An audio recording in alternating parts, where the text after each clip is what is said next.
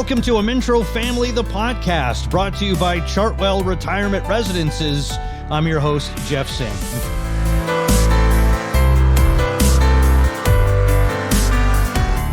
And for those of you familiar with the free online platform and community for family caregivers, be it through the Amintro Family App or AmintroFamily.com, it's all about helping those caring for their aging parents, relatives, or friends, and to connect and share experiences and access valuable resources. It's a place to find encouragement and to build meaningful peer support networks and navigate the challenges of caregiving all together and to do it together as well. So Amintro Family, the podcast, is, well, a natural next step. And for those of you discovering Amintro Family for the first time, welcome. We're glad that you're here. A bit about me. I'm almost 50 years old, and many around my age, maybe a little younger, maybe a little older, have been a caregiver of some kind to a loved one, to a friend. What we're setting out to do here on Amintro Family, the podcast, which you can hear first on the Amintro Family app and then wherever you listen to your podcasts, it's to share family caregiving experiences. And I think we're going to find that we're not alone in our journeys because there's strength in numbers, isn't there? Like if you're a caregiver, we want to share your story. Now, you don't have to do all of our producers' homework because we will have guests of varying profile and we have a number of them lined up already. But if you're sharing your story on the Amintro Family Apps forum, we'll want to amplify them here if you'd like to join us too. And we want your voices heard. And if I've learned anything in 30 years of radio, it's that there's always someone listening, and you never know who you might be helping, and it's a good feeling, and all you have to do is talk about yourself. Now, for episode 1, we thought a good start would be with the president and CEO of Amintro Inc, Charlene Nadalin, whose own caregiving journey started in 2022 when her mother was diagnosed with cancer. Char, it's great to have you on our debut episode.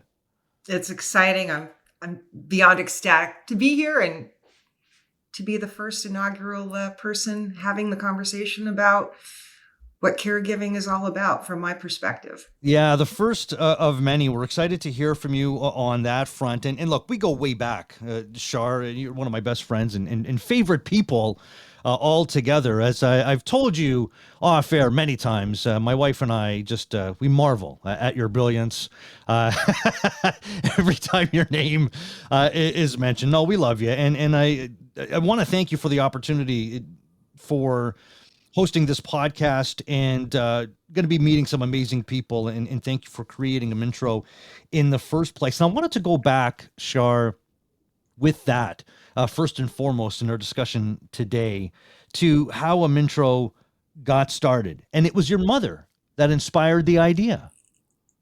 Yes. Many, many moons ago, I was observing changes in my mom's social life and increased levels of boredom, I would say. Now, my mom was widowed in her mid-50s. So we lost my dad back in 2001 to pancreatic cancer after a very valiant 13-month battle.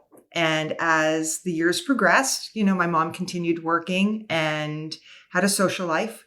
Did not date. That wasn't of interest to her. My dad was the be-all and end-all. And so life went on. And as she got into her mid to late 60s, I was observing that her social circles were diminishing and getting smaller, and she wasn't as socially active or engaged and getting out and doing much.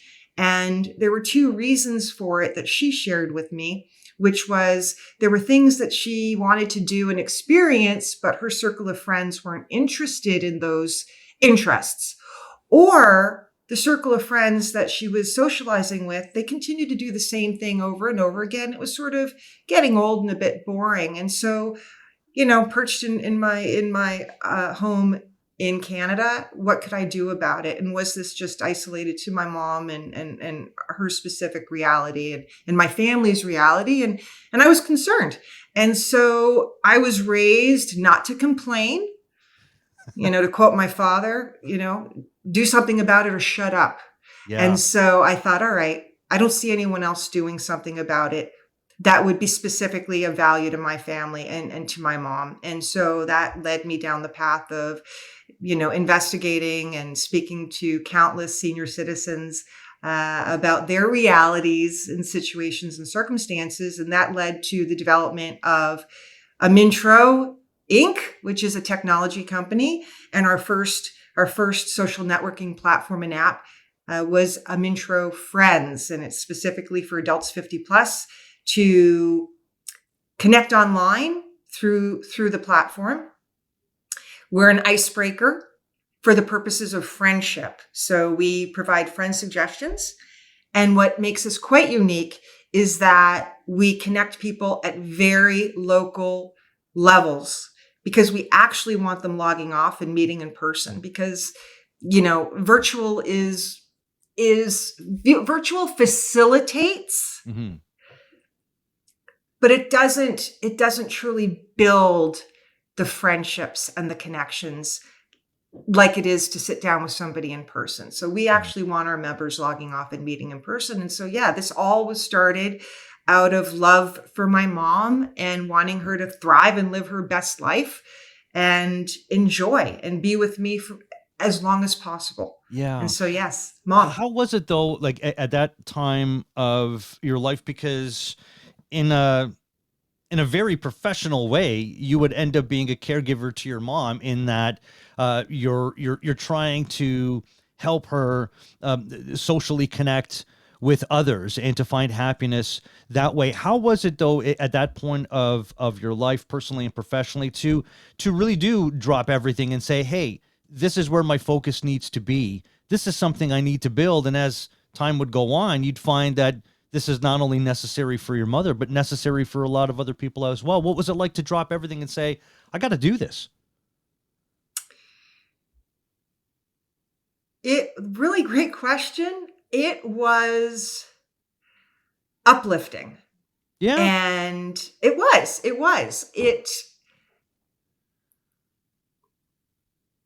I have to live a life with purpose. I think most of us do. And fulfillment is really important to me.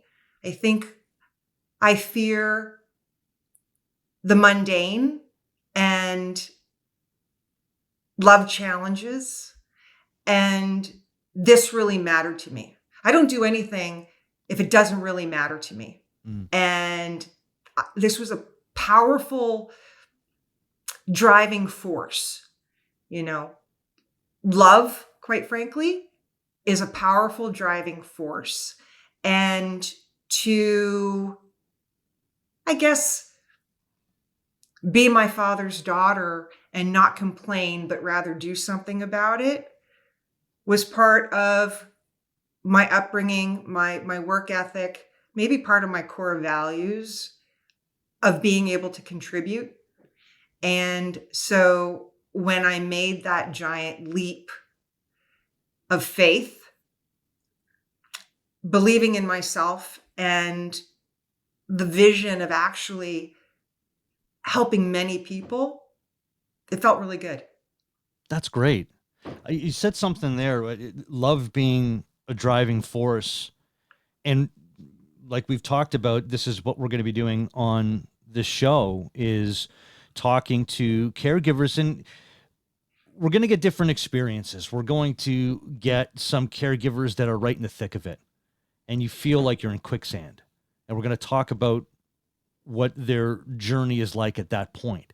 And then we're going to talk to some caregivers, I'm sure, that are going to be on the other side of it, that are going to be looking back in retrospect.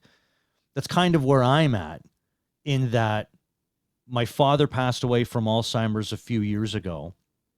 So I'm on the other side of that in terms of caregiving. But my mother is older, and she's in great health, but caregiving nonetheless in a bit of a different way, a much easier way if we can compare the two. But I can look back at that time in caregiving for my father and thinking about what I was going through at that time. Personally, I was thinking about looking back at what I needed to do to make sure my dad was okay, what I needed to do to make sure my mom, as his primary caregiver, and his wife was okay. Sometimes that was harder. if we can compare those two. And then thinking about parenting two young kids in my situation, having a career, there's a lot going on. And I would look back at that and I go, oh my God, how did I do that? Thinking about the bandwidth that I have right now and the energy I have right now and looking at saying, can I do that all over again? I don't know if I could, but you talked about it, love being a driving force.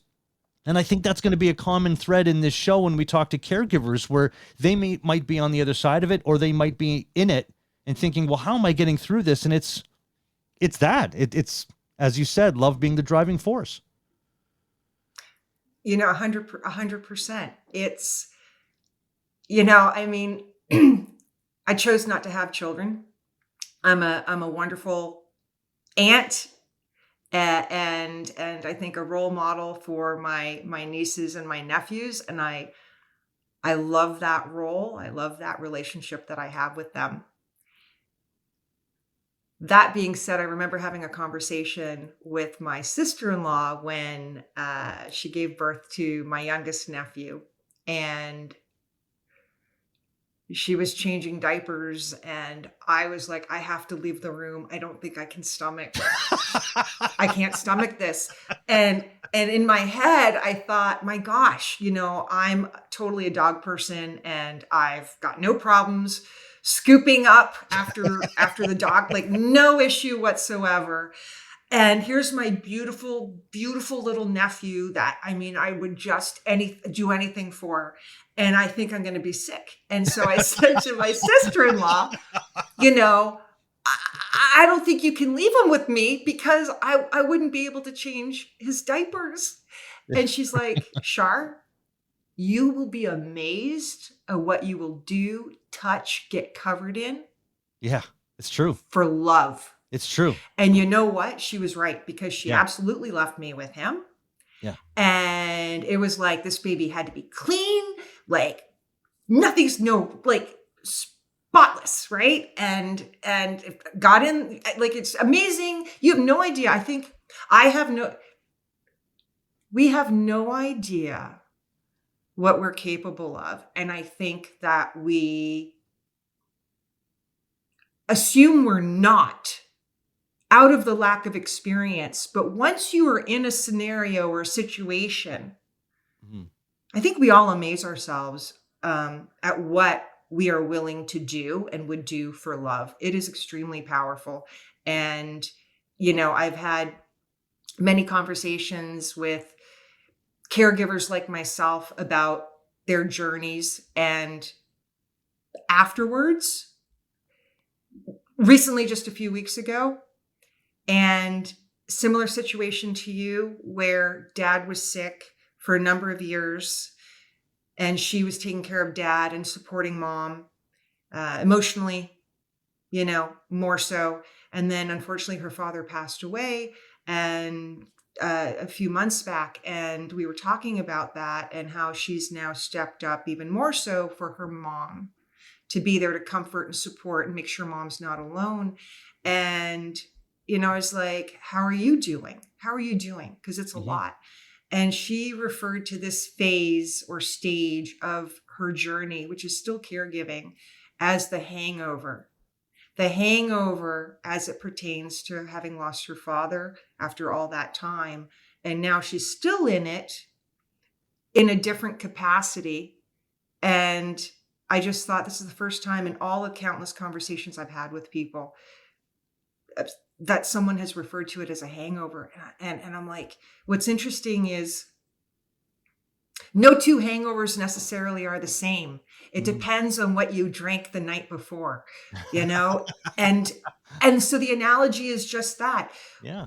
That hangover is directly relates to what your caregiver experience has been. Yeah. Mine is different from yours. Yeah. Right? Yeah. And we're going to hear all those differences on the show. You're right. That's it. So I think that there's, nothing more powerful than love. Yeah. Well, I don't care what anyone says. You're right. And I like that hangover analogy because it's true. I'm in that phase. It's been almost 4 years since I lost my dad, but I'm still, every once in a while, I feel like I'm walking around in a fog going, what happened? What was that? What was that? The end of his life, Mm-hmm. what was that?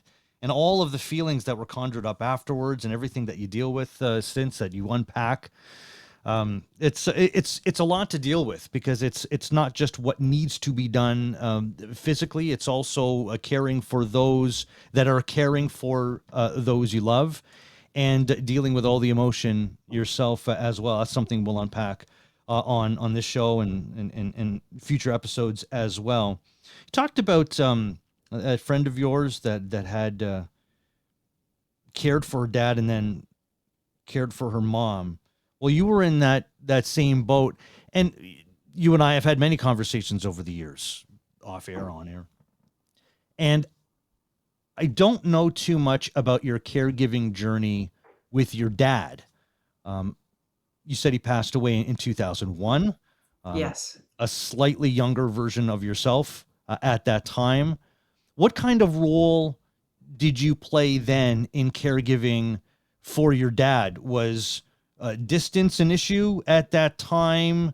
Was your mother, I assume, would have been the primary caregiver, so you would have been supporting her. What was your caregiving journey like for your dad?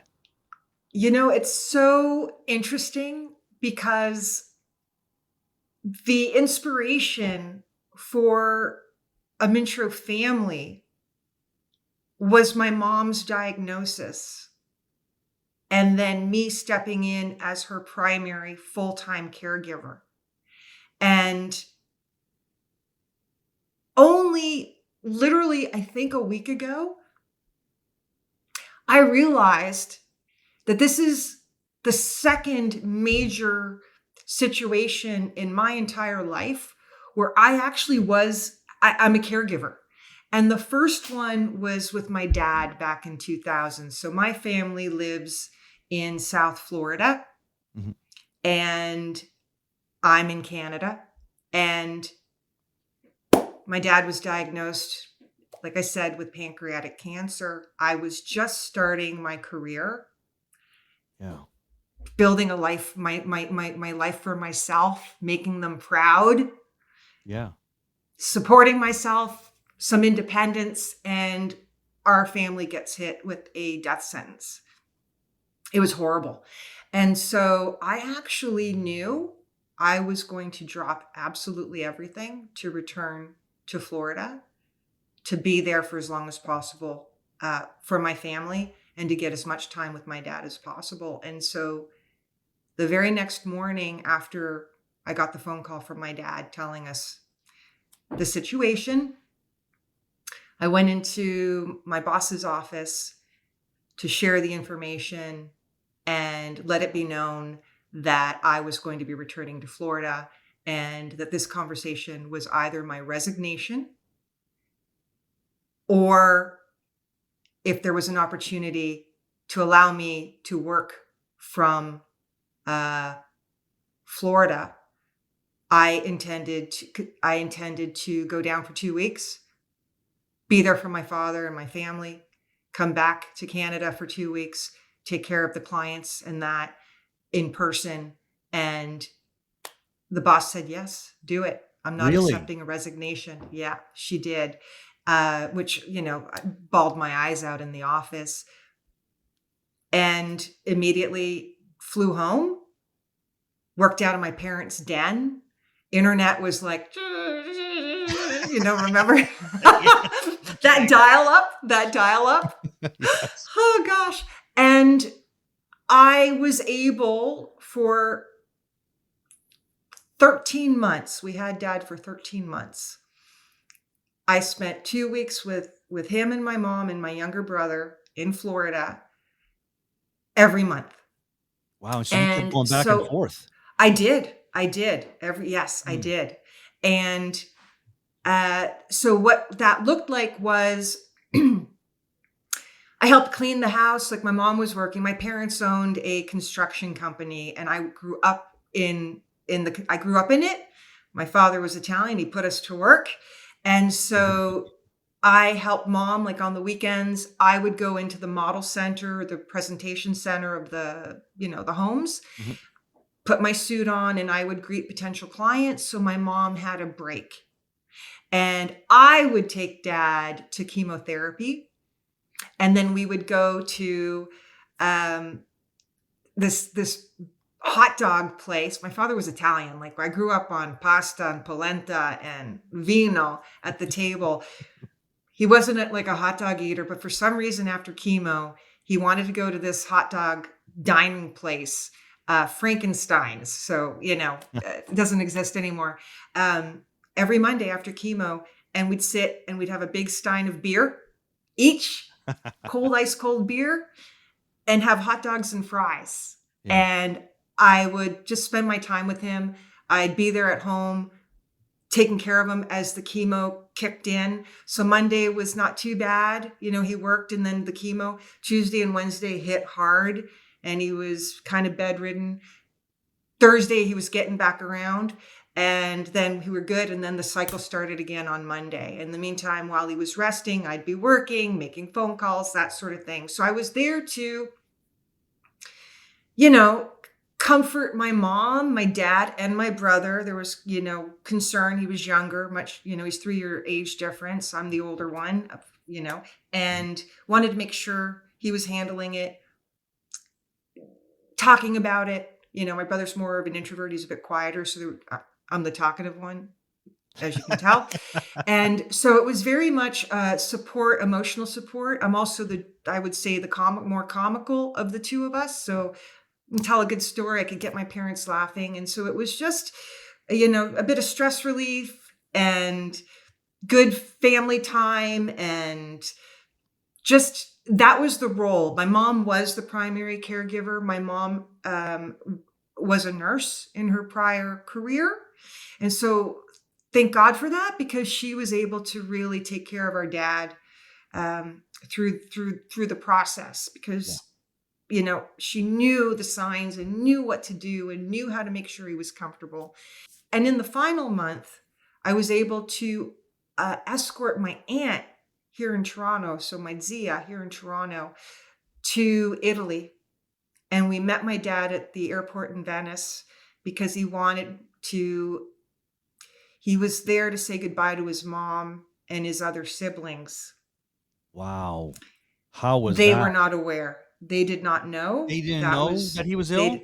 No, so my Zia, my aunt in Toronto, knew right from the beginning.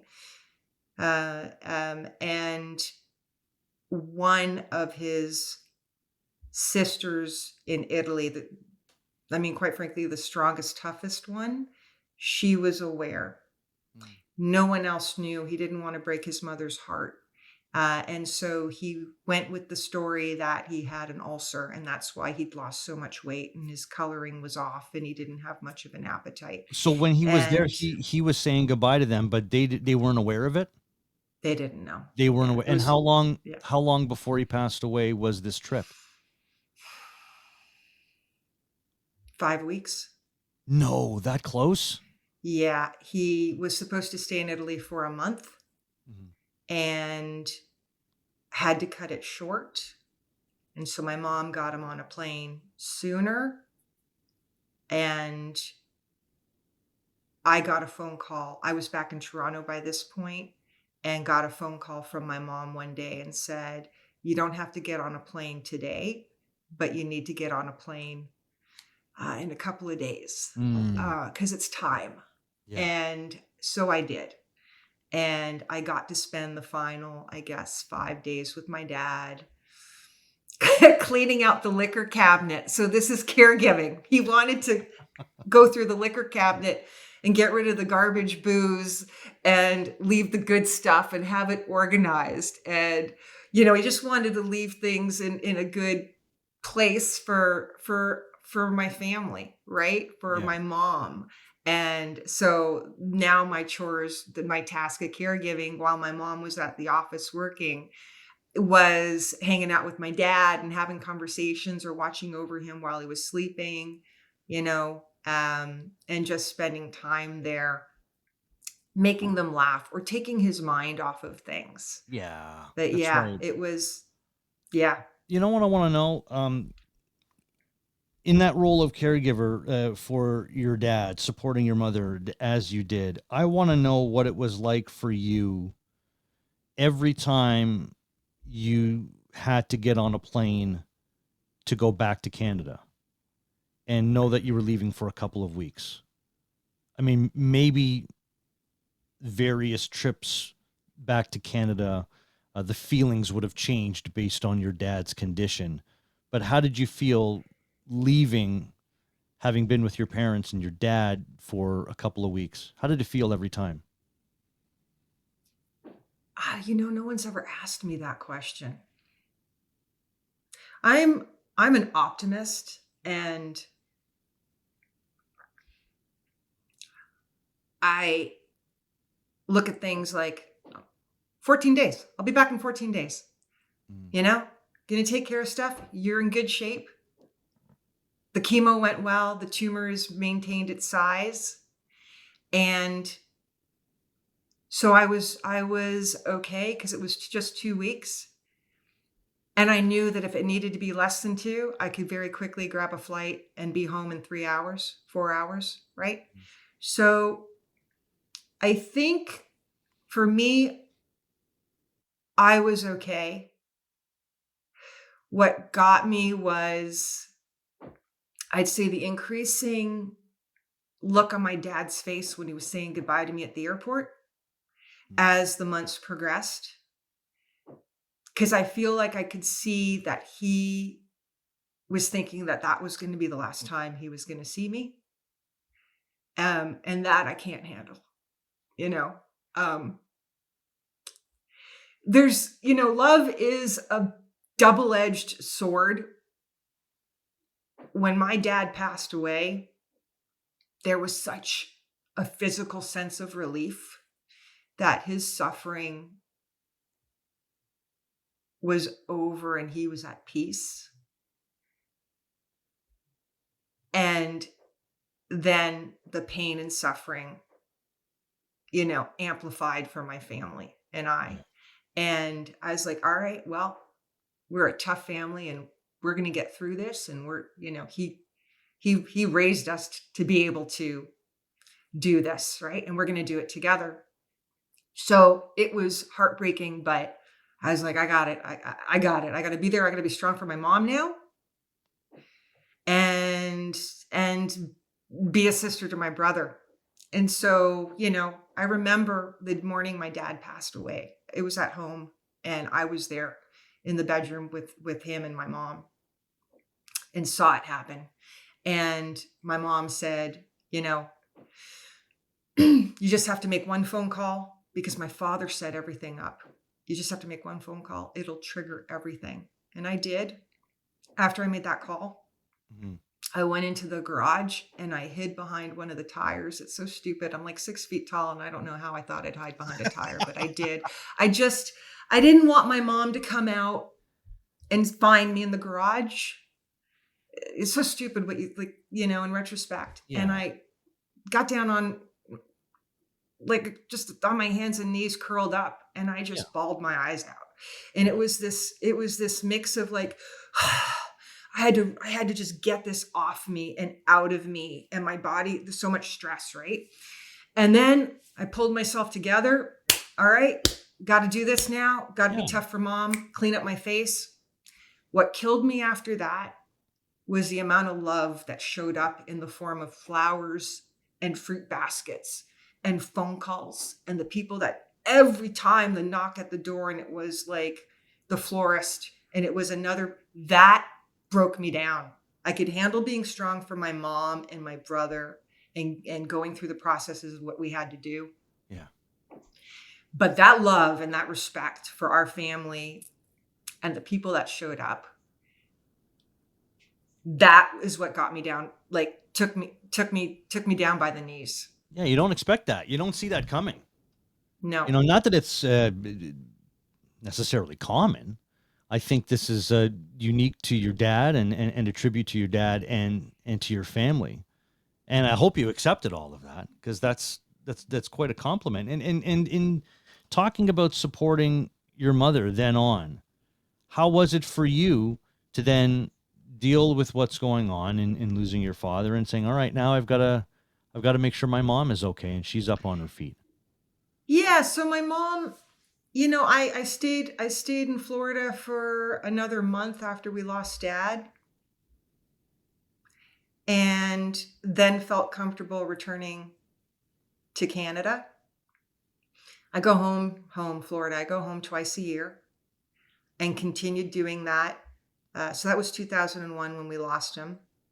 And one of the I guess it was caregiving. It was fun for me.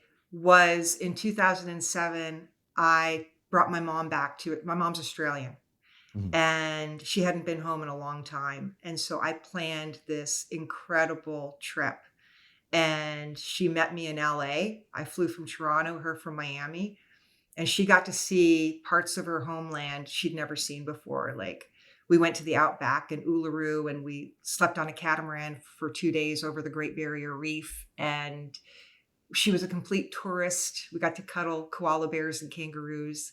And then the final part of the trip was spent in her hometown. She's one of 10 kids. And we got to spend quality time with the family. So, my caregiving and my care for my mom was what makes her happy? What can I do from afar? The same for my brother. So we started doing Nadalin sibling uh, only vacations, little trips and getaways just for the two of us to part of our healing process.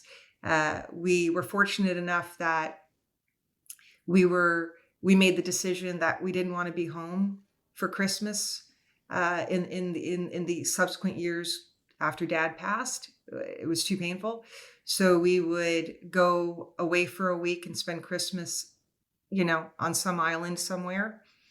Bahamas, it's just off Florida, right? That sort of thing. Until we finally, as a family, could talk about Dad without crying Mm. or choking up. Yeah. And so the years following Dad's passing, it was all about, supporting mom and making sure she's happy, which is what led to the, creation of Amintro Friends back in the day. And then as the years progressed, as we've spoken about before, uh, you know, my mom then, I guess 21 years later, 22 years after Dad passed, is diagnosed with the exact same form of cancer. And so I switched from fun time caregiver, I guess, to a physical caregiver, a primary caregiver, a hands-on caregiver, still there to like make people laugh and lift spirits and come on, be the cheerleader and also be the advocate and do the hands-on stuff that, you know, wouldn't really be great, wouldn't be dignified if my brother had to do it. There was no way, right? Mm. And so I think in speaking about this, I realize, we talk about caregiver journey and during and then after, but there's so many different hats Yeah. that we can be wearing in that sort of overarching role, right? It looks different. I guess it Yeah. goes back to the hangover. The hangovers look different because what you did, what you experienced is different, right? Yeah, It of varies. course. Yeah, it does. You're listening to Amintro Family, the podcast, brought to you by Chartwell Retirement Residences. I'm Jeff Sammut. It's episode 1, and we're with the president and CEO of Amintro Inc., Charlene Nadalin, who, of course, has her own caregiving journey that's taken a couple of different routes. And as you talked about, the latest of which being with caring for your mother since 2022 when she was diagnosed with cancer. So what would you have learned in your caregiving journey with your dad that you would then apply to your caregiving journey now with your mother, and that could be in terms of caring for your mother, physically, mentally, emotionally, but also in how you're going to navigate caregiving. Because I think what happens a lot with caregivers is you tend to feel like you're a turtle on your back, no matter how prepared you think you might be. You're dealing with a lot, and it's overwhelming at various times. The second time around, would you think that, all right, I recognize this emotion or what's happening here. This is familiar. Oh, I've got that. I've been through this before. I know what this is like. Would you have learned a lot from your dad's experience to now your mom's? I'd like to say yes. Yeah. I'd like to say yes. I think the answer is no. The experience and observation of what my father went through and what the family went through and where he got care, that actually helped because it was the driving force behind where my mom got care. So we approached it very differently the second time around. We also, I think, went and got a lottery ticket because what are the friggin' chances Yeah. that my family got hit with the same, at the time, um, unique, uncommon cancer. And so we also knew what cancer, I would say, our chemotherapy, what it looked like. So Mm. we knew that. However, I was not the primary caregiver for my dad. My mom was. And now I am the primary for my mom. It is very different. I was exposed to more Mm. that I was, you know, not exposed to back when my dad was going through his battle. And so it was new and unknown. I was not prepared. I was grateful for my network, but I'll be honest with you, I didn't know what I didn't know until it was brought forward that I didn't know, Mm. if that makes Yeah, it sense. does. And then Yeah. and then you have to figure it out. And even understanding what you're looking for, what kind of help you need. I was dealing with South Florida. So they have different terms for like PSWs and personal support workers. Ah, And right. it was vernacular and vocabulary and the way the industry works and what is Medicare and how's that all work, right? And in network and the donut. I mean, dealing with insurance. I was like, I don't know what is that, Tim Hortons? I don't know what you're talking about. Like, it's so I was very, Yeah. it was, so there was the experience, I guess I would say the experience helped a little bit in a certain degree based on what I was exposed to and my role in caregiving uh, for my dad. But when you become primary, Mm. I mean, that is everything. You're responsible for everything. Well, And how is it to partner with your brother? How is it to, because look, yes, you've got support from your husband, and I remember going through things with my dad with his illness, and again, I wasn't the primary caregiver, my mom was, but she knew how to take care of somebody, but she right. didn't know how to navigate a system and fill out paperwork. So me and my wife had to do that, and my wife did a lot of that heavy lifting, and I don't know what that part of my caregiving journey would have been like without my wife. So I had support from her, but I had my sister who helped in various ways, helped my dad and my mom, not helped me, but helped my dad and my mom, which in turn would have helped me as I would have helped her. And then there are members of your family that you think are going to be of much more help that don't end up being more help. So how is it within your family, and you've got the one sibling with your brother, how is it to, I wouldn't say delegate responsibility, but split up the responsibility and say, all right, well, you've got this. I mean, he's living closer to your mom on a full-time basis, so he's going to have certain responsibilities bestowed onto him. You're going to handle some things from afar. You're going to have different responsibilities. There's also the mother-daughter relationship would be different than the mother-son relationship. How is it to share this with your brother? Amazing.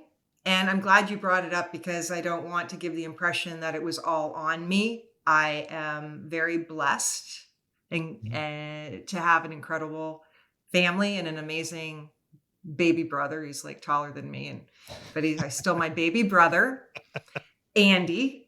And we're on the same page when it came to taking care of mom. And we shared the same objectives and the same goals. And so the way we approached it was we divided and we conquered. And we recognized our strengths, what he's really good at and excels at versus mine. And then we applied them to the areas where my mom needed support. So I was hands-on in the bathing and, organizing and managing schedules and appointments and medication and doing the research and finding the right medical facilities and experts and so on and so forth. Andy, my brother, is a custom home builder. And so, and her favorite child, she'll say son, but there's a real competition. Like you're saying that with a smile for those that are listening only. You're saying that with a big smile. Yeah. She says she's very proud of both of her children and loves us equally. But there's a strong competition between my brother and I to be the favorite one. Like it's just a real. Like, I mean, my sister, I'm the baby boy. You can't take anything away from that. I'm the baby boy. Maybe that's what it is. That's what it is. I'm the baby boy. I'm the last one. Oh my God. So there you go. So Andy, made sure that the bars in the bathroom, shower stall and so forth were set up, all that sort of thing. When I'm not home, he's picking her up and taking her to appointments, and they're doing it's fun. He's actually doing a bit more of what I did for the family back in 2001, where he's doing the mother-son dinners. So here I am taking care of the financial responsibilities and taking care of paying the bills online for my mom. And so my mom doesn't worry about anything. You just got to let her know, do what you want to do, enjoy. And Andy's there taking her and wining her, dining her, having this great social outing, that sort of thing. And she's happy. Yeah. We looked at it this way, right from the beginning. Our job was to make mom as happy and pain-free and give her the best quality of life we possibly can provide her. And the way we look at it is we're her employees. Like she's our CEO. That's right. We work for her. Everything that we do is to support her. And so I'm very grateful for my family. I'm very grateful that Andy and I are on the same page. We're a very, very close-knit family. And we do everything for the right reasons. Now, that being said, and as you mentioned earlier, I have had many conversations with adult children who have multiple siblings where they're not on the same page or they're not contributing for various reasons. And it is extremely challenging and gut-wrenching and very difficult, and an added layer of stress and anxiety on top of the role of providing and supporting. So the reality is I couldn't have done it by myself at all. My husband, as you mentioned, saw me, uh, I would say, withering away 4 or 5 months into taking care of my mom. Mm. And he made the decision to return to Florida because he's like, you need help Yeah. and you don't even know it. And I didn't even recognize it because you are in survival mode as a caregiver. That is the number one priority. Everything else is second, third, fourth. And all the other responsibilities I had, my own personal well-being was the last. It was at the bottom of Yeah. the heap. And I wasn't even aware that I was, quite frankly, I'd say deteriorating physically until a very dear friend came to visit me and pulled me aside and said, you're a mess. I've never seen you ever look like this. You You are in needed that bad outside shape. perspective, didn't you?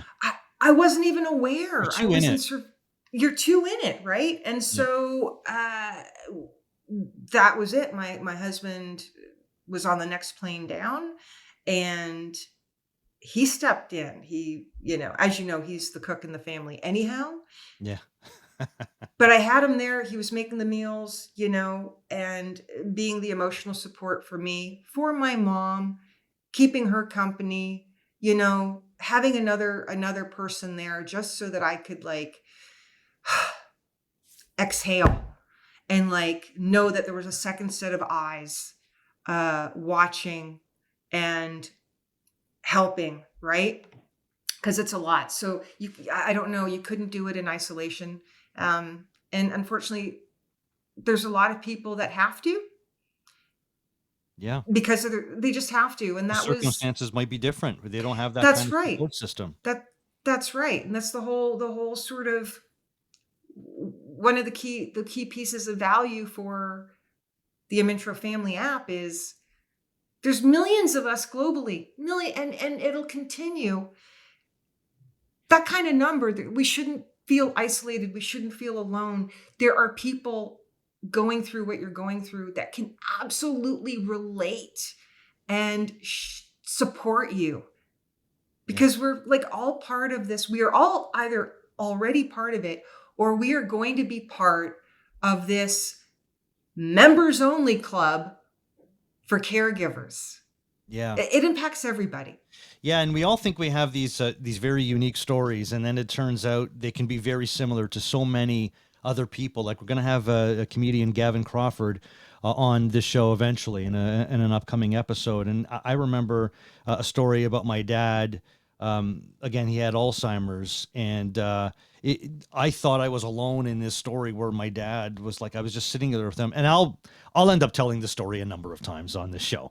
But there was this one time where my dad, he's right in the thick of Alzheimer's, and we're sitting there, we're watching TV together, and he just turns to me and he says, "When's Frank coming over?" And I'm thinking, my Uncle Frank?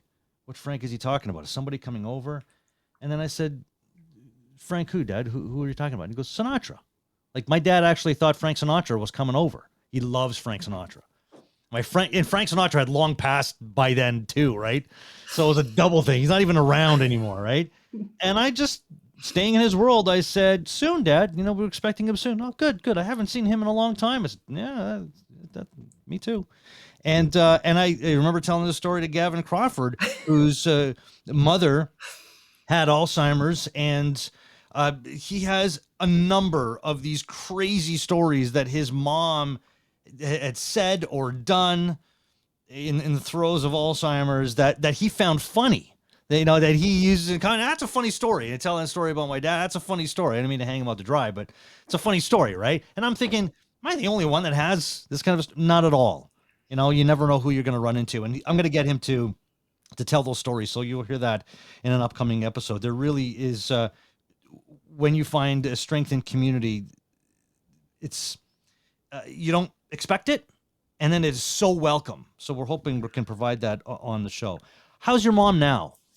Three years ago being diagnosed. How is she right now? My mom is a living miracle. That's how we refer to her. She is doing fantastic. Yeah. She looks better than ever. She is happy. Yeah.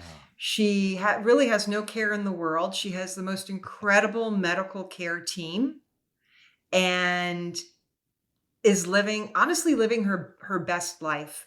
And I think that's, we're very grateful. I think it's a combination of 100% innovations in medicine and the treatment of pancreatic cancer. They've come a long way since 2000 when my dad was being treated, and are able to do more and really pinpoint and get around organs with radiation. And so I think the medicine, the love of our family, her love for us, when she was diagnosed, all she said to the doctor was, "I want more time with my kids." Right. Mm. And the grandkids. And so faith, tenacity. My mother is stubborn. I don't know if this is a generational thing, but stubborn. She's a And pistol. She really is. She's something else. She She really is. is. She's fantastic. And so Yeah. she's doing great. I get to go home twice a year to spend really quality time with her. Andy, here's another example. When she was first diagnosed, he and I sat down and said, okay, bucket lists. Let's ask mom what she wants to do, and we're going to make it happen. So she wanted to go, she wanted to ride a donkey down the Grand Canyon. Okay. And so my sister-in-law, who also taught me about changing diapers and what love will do for, make you do. Yeah. She took over and figured it out. And so my brother and my sister-in-law took her on the trip to the Grand Canyon, to Vegas, so she could do some gambling, which she enjoyed. And she got a helicopter. I don't think they do donkey rides anymore, but a helicopter ride down and into the Grand Canyon. And I laugh because your spirit, right? Like your spirit is so powerful. So my mom is going to be 81 in April. And so this would have been, she was 78, 79 in the throes of the chemo. She was down to like 105 pounds. She should be 145. And so my brother and sister-in-law were nervous taking her on the trip.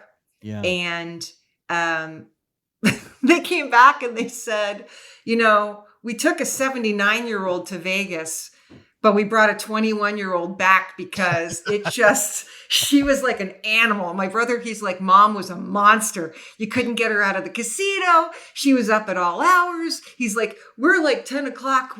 We're tired. We got to go to bed, mom. Their parents. Okay, we'll see you.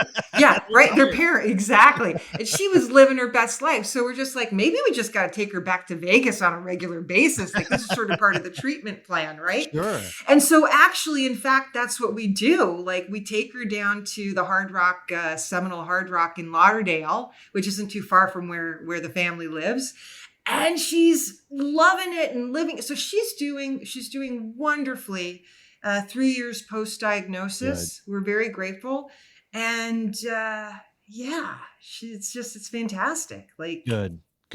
Fantastic. Oh, good. Well, you cannot find two bigger fans of her than in my household between me and my wife, because she's amazing. President and CEO of Amintro Inc, Charlene Nadalin. We can't thank you enough for guesting on the very first episode of Amintro Family, the podcast, and look, creating this entire world for us. I think that's going to be another thing on repeat in this show is going to be gratitude for the world you've created here, because I know you're helping a lot of people, which is what you set out to do, Char. Really appreciate this. Thank you so much. Thank you. Well, this has been episode 1 of Amintro Family, the podcast, brought to you by Chartwell Retirement Residences. I'm Jeff Sammut. We'll have a new episode drop every 2 weeks, first on the Amintro Family app, then wherever you listen to your podcasts. You could check out amintrofamily.com. You could download the Amintro Family app if you haven't done so already.